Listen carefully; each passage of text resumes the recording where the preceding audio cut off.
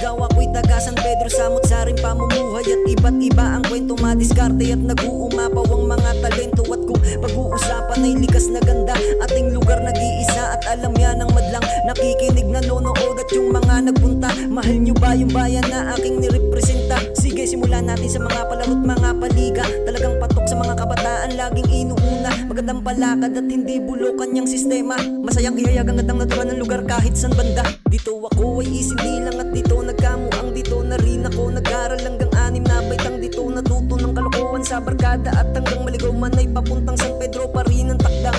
Lumakit yumabong namunting tahig nitong tandang pag-usad ay tuloy at hindi pa isa-isang akbang. Kung mayad ng walang puwang mga sakunang nilampasan, nagtutulungan walang iwanan yan ng bayan kung kinalakhan.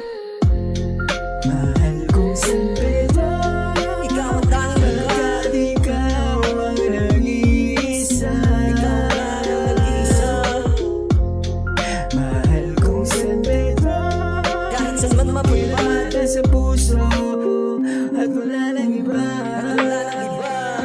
Bakas na bubuklat ang pahina ng aklat, mga pirasong alaala sa bayan kong namulat. Dumadaloy umaagos sa aking mga ugat. Ako'y palaban na manok na lalo tumatapang sa bawat pagsubok.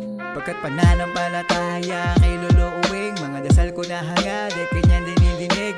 Pasita, landaya, pati sa kuyab, sabi-sabi panlugar ang kinagisnan. Dahil ako'y taga San Pedro, sa isip at sa puso, hindi susuko, lalaban hanggang dulo. Masyang nakisarap, yan na ang paborito sa pagitan kay puti, halimuyak ang bango.